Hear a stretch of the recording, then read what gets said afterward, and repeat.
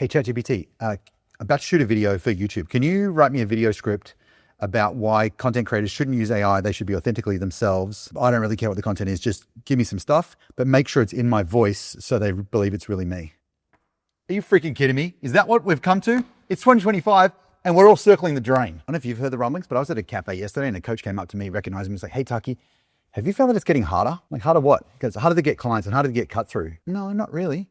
And he said, well, I feel like I'm working 3 times harder than I did 3 years ago just to be at the same level. And I felt kind of guilty because honestly, me and my clients who've decided to get prolific and dangerous, we've had the exact opposite. Like this is the easiest freaking time. That was me swearing and trying to hide it halfway through the fucking time to win as a coach, to own your market. It's never been easier than it is right now. I'll tell you why. Because people don't buy coaching, they buy coaches. They're choosing which human to work with. But here's what's hilarious. Everyone else has abdicated their content, their voice to artificial intelligence, to AI. And it's filling the feed with all of this like ChatGPT, Canva templated, beige homeopathic bullshit. People are literally, switching the human in them off, literally pulling the plug out of their only competitive advantage in 2025 and watching as the life force just like leaks out of them onto the feed. It's like voluntarily committing AI-assisted brand suicide. Idiots. Here's the thing. There's more coaches right now in the world than there ever has been. But what's crazy is that there's less humans showing up online. It's terrible for them, but that's what makes it so freaking easy for you to stand out just by being the last actual human in your market. I'm an Aussie, right? We're really good at the Summer Olympics, stuff with swimming pools because we all grow up swimming in summer. We kind of suck at the Winter Olympics. But years ago, when I was growing up, there's this dude who became an Australian icon, a hero. His name was Stephen Bradbury, and he won one of Australia's like very, very, very, very few Winter Olympic gold medals. And he did it in the same way that you and I are going to win this content game. Let me explain. So he's an Olympic speed skater. You know those dudes who ice skate around the track really fast. Somehow he got into the finals. There was no chance he was going to win, and he knew it. Everybody knew it. So his strategy was really different. He decided to hang back, like way back, and just wait. Because at some stage in those things, something goes wrong, and there's an accident. Somebody falls over, and if you get lucky, everybody falls over. That's what he did. He waited till everybody else fell over. He was the only person still on his skates, and he just like across the finish line and won gold for Australia. And we were cheering, firstly because it's great to win a gold medal, but secondly because it's hilarious. That's how you win. All you have to be is the last actual human creating content in your marketplace. So it's not hard right now. In fact, like sometimes I feel like I'm cheating. I'm not a great artist. I can draw a circle, a triangle, or a square for a model, but in the last little while I've started like drawing circles, triangles, squares on these little Instagram carousels by hand. Take a photo, upload it. I quickly sketch it out. I color it in with some markers I bought at the local office shop. They're not good enough that grandma would stick them on her fridge when I was a kid, but they're all right. But when I post them on Instagram, I get hundreds of leads. And it's not because I can draw. It's because nobody else does. They're just way too busy pasting AI slop into some Canva template and getting lost with all of the other AI slop Canva template carousels. It's really easy to stand out if you're the only human who does it. It's the same with emails. It's the same with video. It's the same with YouTube. In a huge sea full of vanilla clankers, you win by being a real human. You might be wondering what a clanker is. Well, Urban Dictionary says it's a racial slur against droids. Like, what a freaking clanker. It's like the N-word, but for robots and AI. So how do you win? There's 3 steps. Step 1, you've got to get dangerous. You own your voice. You share your opinions and your beliefs, your strategies and tactics with conviction. In a world full of content, conviction stands out. Step 2, you get prolific. You find a flow that's like, feel it in your bones, energizing. You're like, frankly, you're having so much fun that you never even think about outsourcing your content to somebody else or to some robot. So they even try to take over this. It's like, get your filthy hands off my keyboard, you freaking clanker. This is my shit. Let me cook. Step 3, got to get paid. So get dangerous, get prolific, get paid. We want to point your creativity at an offer so you can make a month's worth of sales in a week, anytime you want. So I just taught a workshop to my clients on how to be prolific and dangerous and get paid. I want to walk you through it. So come over here with me. My mate, Alex Hormozy, just did this launch. You probably saw it. Everyone saw it. Did like $100 million in a day. It's amazing. That's like, firstly, kudos, well played. Amazing. He sold a lot of books. It wasn't about the books, it's about what comes after. But it wasn't because the book offer was so good. It's because of everything he did before the launch. You've been watching this dude. Like, he's prolific and his content is clear and dangerous. I think there's 2 parts to Alex. There's definitely 2 parts to me. There's probably 2 parts to you. I want to draw your attention to them because I think this is the secret to standing out and killing this year, next year, probably the year after. Okay. So there's 2 sides to you, 2 sides to me. On one side, we've got the artist. And on the other, we've got the business. They've got different needs. They're kind of driven by different things. The artist kind of lives for creative expression. Yeah, it's got something that wants to come out. The business doesn't really give a shit about our creativity. It's got a schedule. It's got a demand. The algorithm needs feeding. The content process needs to be fed. It needs stuff. So where the artist is about creative expression, the business is really about commercial production. It needs volume, right? Here's the thing I found. Too much one way or too much the other way, you're in trouble. We've all heard the phrase like starving artist. That's what I used to think of when I thought about artist. Really, there's a couple of different lenses I want you to think about this through. Artists create content that is unique. That's kind of what makes them pop. Here's where most coaches go wrong. When it comes to the creative side, most coaches play it safe. What happens in the marketplace if you post safe, beige, vanilla content on socials? Well, you get ignored is what happens. Familiar? So that's the artist side. The business, like we said, has a need for commercial production, needs you to put out stuff at volume. I mean, at least consistently. You don't have to be everywhere on every platform every 10 minutes, but you need to be consistent. And most coaches aren't. Most coaches are like sporadic. And I'm being generous. So what happens when you're sporadic?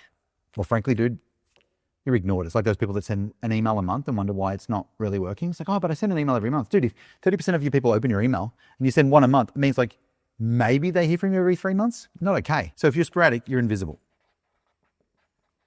So we don't want to be safe because if we're safe, we're ignored. We don't want to be sporadic because if we're sporadic, we're invisible. So we don't want to be safe because if we're safe, we're ignored. What's the opposite of safe? Dangerous. That's the goal. Our first job is to get dangerous. When I say dangerous, what I really mean is, number one, share stuff that you're energized about. And number two, things that you have an opinion on. Because you've got energy, it'll come across. Like part of it is the words and a lot of it is the personal energy. Even if it's a written post, they can feel it. There's this quote I here in front of my computer where I write my emails and it just says, copy is stored energy. I've got to have something I'm excited about because it'll come through even if I'm not on camera. So firstly, we want to get dangerous. What are you energized about? What have you got something to say? Like an opinion, conviction. So let's talk about Hormozy. By the way, he's as great in his normal day-to-day life as he is on camera. I mean, the dude's just a champion. He's super authentic. When I say dangerous, he shares stuff that he's got energy about and conviction about, that he has an opinion on. You can agree with the opinion or not, but it's true for him. So he ticks the dangerous box. He's also not sporadic. The dude is prolific.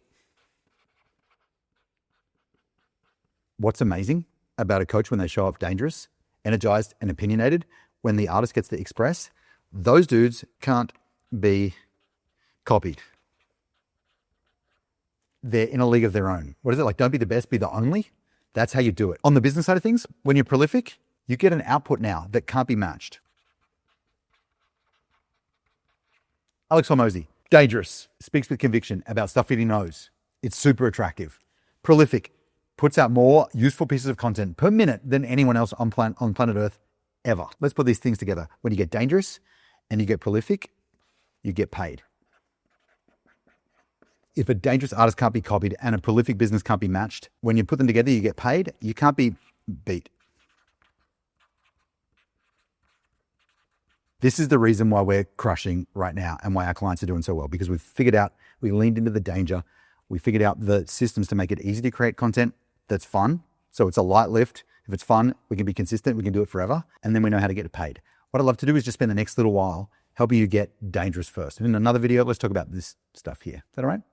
So the first step to get dangerous, prolific, and paid, obviously, is getting dangerous. In a sea of other people playing it safe, the most risky thing you can do is play it safe too, because you just get completely ignored. Questions like, well, what do I talk about? What do I share? Well, here's the thing. There's this amazing producer called Rick Rubin.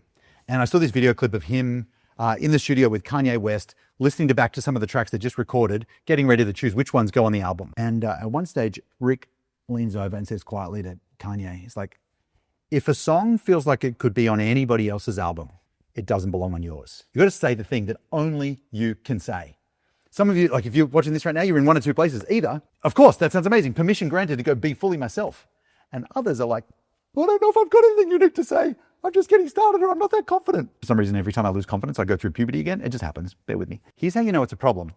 And here's how you know there's an opportunity. Like if you looked on Instagram, for example, carousels or quotes that people say online, and you just like looked at your phone and you read the quote, but you hid the name or you had just someone read you the quote, would you have any idea who said it? Because I wouldn't, because they're all saying the same GPT stuff. It's already a problem. It's going to get worse. Let me explain why. AI's gotten pretty good over the last little while. I don't know if you noticed they launched GPT-5 and it was like a bit of a letdown for some people. One of the things that makes it hard to run these large language models is they're desperate for new training data. They just need new content to ingest, to learn. Here's the thing though, the more people use AI to create content and post it online, step one, the AI that's desperately looking for training data is going to get trained on content created by people using AI. So the AI is learning from bad content about how to do content. It's just worse. It's like all of our content is getting inbred. Like every month, our content gets a little bit uglier and a little bit dumber, just like those people we're not supposed to talk about, but we're talking about. Just like Rick Rubin said, if a song sounds like it could be on anyone else's album, it doesn't belong on yours.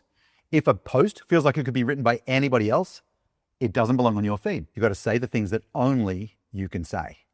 Okay, but what do I talk about? Well, we talk about things from your world and share your worldview. Let me show you how we find fun, interesting, exciting, useful things to talk about. Every Friday morning, I run a workshop for Black Belt, for the coaches that I work with, and we've got this ongoing amazing relationship. Once that workshop's finished, I make myself a coffee, and then I open up this sheet. I call it the interestingness goldmine because I'm just looking through what happened through the week, looking for gold, trying to find what's interesting. It's super fun, super easy. And all we do is we look at your week. Maybe you open your calendar, and you're just looking back at the stuff that's happened. So the first place I look is my calendar. They all start with C, so it's kind of easier to remember. Look at your calendar. And we just look through, oh, I met that person. That was interesting. Had this conversation, spoke at that thing, met that client. Oh, that's right. I talked to the client and they had this issue and I write that down. Then I think about the clients that I've worked with or interacted with that week. Who did I chat with? And what were the themes? And so I'll write those down. Then creation, what am I making? Like if you're anything like me, you always got something on the boil. Like I'm building this workshop, we're creating this event, we're reshooting the client's program, we're doing all these things. So I'd write those down as things I'm creating. Chat. Look at your DMs, whether it's on Facebook or Instagram or WhatsApp or in your text messages. Just have a quick scan. And if something there pops out, it's like, oh, that's interesting. That could be a theme. This is a menu we can pick from. We don't have to write about everything or create content about every one of these things, but it's good to have like some fodder. There's nothing worse than like staring at a blank page going, okay, what am I going to talk about today? It's easy when the stuff is fed to you and you get to react rather than create. So chat. Then the community you run. If you've got a group of clients, they might be in a school group, a Facebook group, a Discord, a WhatsApp or whatever. Scan through there. What content are you consuming? Things you're watching, stuff you're listening to, books you're reading. Doesn't have to be work stuff. I love dark comedy and I get a bunch of ideas from dark comedians that I love. Circumstances. What's going on in your life? Let me give you a hack. Anytime something happens that sparks a reaction in you through the week, take a photo of it or take a screenshot of it. And then the easiest way to do this weekly review is just to open up your Photos app on your phone and scroll through and, oh, that's right, and write it down. Oh, that's right, and write it. It's fast and fun. So you kind of heard the theory. Let me show you a real one from my actual workflow. There's nothing fancy going on here. It's just a scribbled list, just like I showed you. The time we're in Costa Rica, which was fantastic in the jungle, hung out with Xander. Then I went to Panama. Oh, by the way, it was a surprise trip. Kieran Marie took me there. I didn't know where we were going. Got to the airport, checked in, find out where we're headed. We went to Costa Rica. That was amazing. Then, checked in again after a few days. Oh, we're going to Panama. That wasn't on my list, but awesome. And then went to Jamaica. Respect, man. It was so cool. I'm in Panama, which happens to be the home of the best coffee in the whole world. It's called geisha coffee. And here it's super, super rare, but there it's everywhere. So I wrote that down. That's interesting. Stayed in a couple of amazing hotels from mrandmrssmith.com. Shout out to them. Love their hotels. One of my clients was looking for a content dude, which was kind of on theme for this. Shot an amazing YouTube episode with Caleb Ralston. Didn't know what to call it because usually I'm either teaching something here to you or I'm interviewing a client. He's not a client and he was teaching me, not the other way around. So needed a new format. We called it, what should we do about blank? In this case, it's content. What should we do about brand? Going pro. Anyway, so you make this list and then you're just looking for what are the 3 or 4 or 5 things which feel kind of energizing. You can turn anything into a piece of content that points at your business. What's really missing for most of us is some kind of creative spark. So at the end, we just get our top 5 list and decide what are we going to do about these things. So which ones are we going to write something about? So my daughter Araha had a TikTok vid that hit 1 million views overnight. Mind blowing. I've just hit 10,000 subscribers and I'm stoked, but she gets 1 million views. What the hell? What should we do about this? We stayed in a hotel room that John F. Kennedy slept in. In fact, he wrote his inauguration speech from this room, which I was stoked about. And then I was thinking about it. It's like, dude, that means that John F. Kennedy had sex in my hotel room. That's freaking creepy. Anyway, so I could have done something with that. I chose not to because it was wigging me out too much. So all you do is you look through the week, you brainstorm from these categories, they're just prompts. If there was an extra prompt, it might be credit card, like what do you spend money on? That could be fun. And then we go, what are the top 5 things most interesting about? And guess what? Now we've got something that's going to energize you, because what's missing isn't your content, it's an energy. When I say dangerous, I mean, what have you got energy about and what do you have an opinion on? Hold on. I just forgot to give you something useful, and anytime there's a chance to give you something useful, I want to take it. So I showed you this interestingness Goldmine. One of the things we did to make it easy for our clients is we built this Goldmine GPT that just steps you through a weekly process. It takes like 5 minutes, and you just like pick up your phone, press the button, and it asks you the question, you just answer it about what happened in your week, who'd you talk to, and it just gives you a summary of like, here's everything you said. These 5 feel kind of fun. Are they the most exciting for you? Or is it something else? And then you can go deeper, and it'll just give you cool things to write about. It's called the Goldmine, and there's a link in the description. It should be, I nerd out hard on this stuff. I find it really, really useful. So how do you take these interesting ideas and turn them into something that's useful, not just fun? Because it's got to be useful for your reader and frankly, useful for your business. Now, no one's really self-made. We're all community made. I learned a ton about email from Matthew Kimberley, from Andre Chaperon back in the day with Autoresponder Madness, and from Ross O'Loughlin, great mate of mine. And he taught me the idea of like a 1-point email. Every email we send needs to make 1 point. It's like a joke with 3 punchlines isn't funny, but a joke with 1 punchline, boom, that sticks. So what we need to do before we write it is to figure out ahead of time like what the punchline might be. So I'll ask you a few questions. Before I write, we go, what's the story? Well, the story was about, let's take the one about the geisha coffee in Panama. So I know what the story is. Like there's this coffee that's super, super rare and hard to find. And like once or twice a year, I find it here in Australia, and I'm stoked when I had one this morning, actually. It was amazing. But it's hard. My friend Jackson usually finds like, hey, Taki, I've got a geisha in. I'm like, oh, cool. And we just like stop everything and we go to his coffee shop and drink it. It's really rare here, but in Panama, it's everywhere. Like within 200 meters of the hotel we stayed at, there were 5 specialty geisha coffee shops. It's like, holy crap, this thing that's rare everywhere else is common here. So if you want geisha, that's like where you go, which made me think that getting $1 million a year is rare out there in the world, but in Black Belt, it's really common. So if you want geisha, you go to Panama. If you want $1 million, you come to Black Belt. It's like, that's an idea. So from looking where it's rare to looking where it's, going where it's normal. And the payoff is what I said. Panama equals geisha. Black Belt equals $1 million. That's the idea. So then I just wrote, and it came out pretty good. Let me show you. So the subject line was, I'm in love with a geisha, just because it's fun, right? There's a coffee so rare and expensive, it's been described as seeing the face of God in a cup. No, it's not that weird thing that strange people do when they drink coffee from a cat's bum from Bali. It's not that. It's called the Panama geisha, the holy grail of coffee. It's rare, it's highly sought after, it's very expensive. It's been described as streams of light pouring from the cup. Coffee people up. And we're an odd bunch. I'm a coffee snob. Every year or two, my friend Jackson texts me. He owns this great cafe up here in Noosa called Clandestino. A couple of times a year, he'd text me, he goes, hey, Taki, I've just got a geisha in from Finca Esmeralda in Panama. I've got one put aside for you. And I just like, whatever the hell I'm doing, I just like hang up the phone. I got to go, jump in the car across the river, over to Clandestino, and we just crack open a geisha. It's amazing. It's $60 for a tiny canister, 60 grams of beans. It's like $15 a cup. And I still have to make it myself. Anyway, enough of 3 or 4 small cups. Yes, I'm an idiot with expensive taste. I don't care. It's worth every damn cent. So yesterday, when Kieran told me where to find to Panama, I got super excited. I was going to visit the home of the geisha. I figured I'd have to climb a mountain or in the jungle somewhere to find it. But nope, turns out it's everywhere. There's 5 geisha specialty coffee shops within 300 meters of our hotel. In fact, the hotel serves it at breakfast, like with your eggs. It's rare everywhere else, but not here. Most people in the world will never taste it, but in Panama, it's just Tuesday. It's like $1 million coaches. Here's the payoff, the punchline. In the rest of the world, most coaches never see one. But in Black Belt, a coach hits $1 million mark every 7 to 10 days. It's still magical. It's just not shocking anymore. Just like Panama is the home of the geisha, Black Belt is the home of the $1 million coach. You'll never find a geisha at your local Starbucks. It's rare, even in like specialty coffee shops, but it's really common in Panama. You'll never get to $1 million a month watching bro marketers flex their Lambos on Instagram. It's rare, even in like coaching groups for coaches, but it's really common in Black Belt. If the thing that you want is rare, go where it's common. If the thing you want is hard to get where you are, go where it's easy. Black Belt is the Panama of business coaching. Doors for Black Belt close in 12 hours. If $1 million a year is what you want, this is where it becomes normal. Click here to read the doc, blah, blah, blah, blah. You get the idea?